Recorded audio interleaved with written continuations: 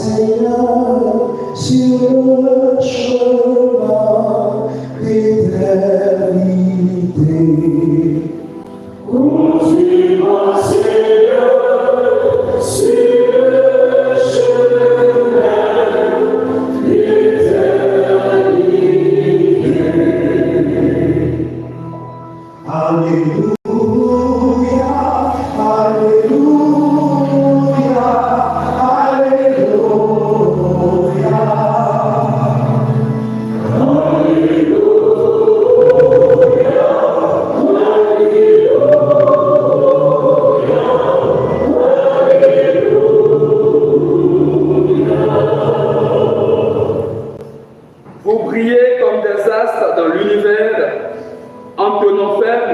La parole de Dieu.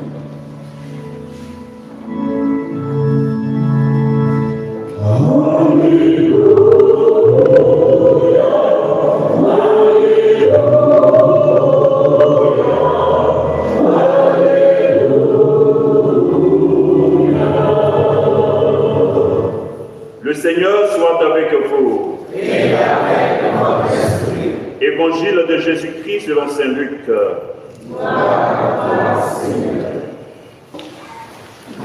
Luc chapitre 17, versets 1 à 6.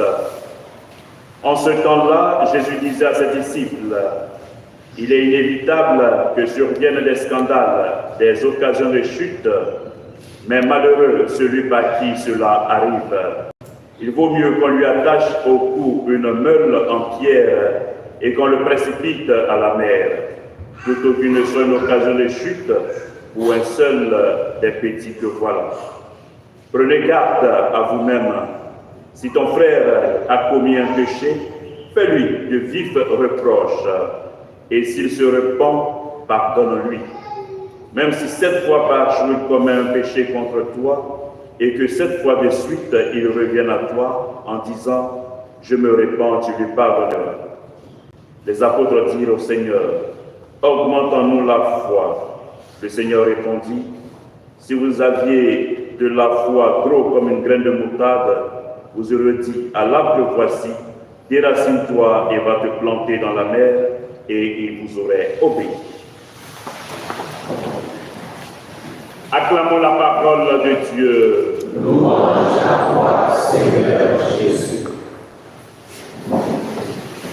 Alors le mot église du grec ecclésia signifie communauté, assemblée. Et donc nous sommes en communauté, nous sommes en assemblée. Et Jésus, en s'adressant à ses disciples, s'adresse à la communauté des disciples et donc à notre communauté également. Il fait des remarques pour pouvoir vivre ensemble à la fraternité.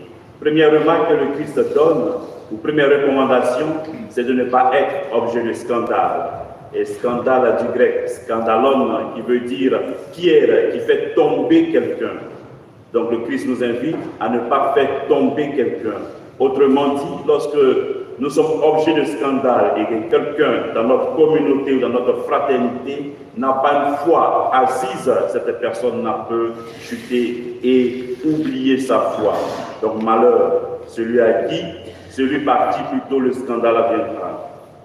Deuxième chose que le Christ donne comme recommandation, c'est de pouvoir pardonner.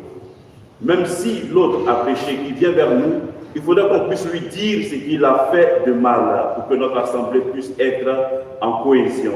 Et lorsqu'on a dit ce qu'il a fait de mal, cette personne-là automatiquement se repent et se convertit et vient demander pardon. Et si elle nous demande pardon plus de 7 fois, il faudrait qu'on le lui accorde.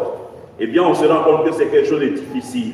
Et les apôtres disent au Seigneur, augmente notre foi. Mais c'est parce que c'est difficile que le Seigneur va demander à ceux qui aient cette foi-là.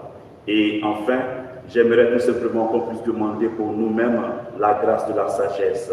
Car comme on l'a dit, le livre de la sagesse, c'est l'ami des hommes. Que la sagesse gouverne notre vie d'aujourd'hui, de nos actions, par Jésus le Christ, notre Seigneur. Amen.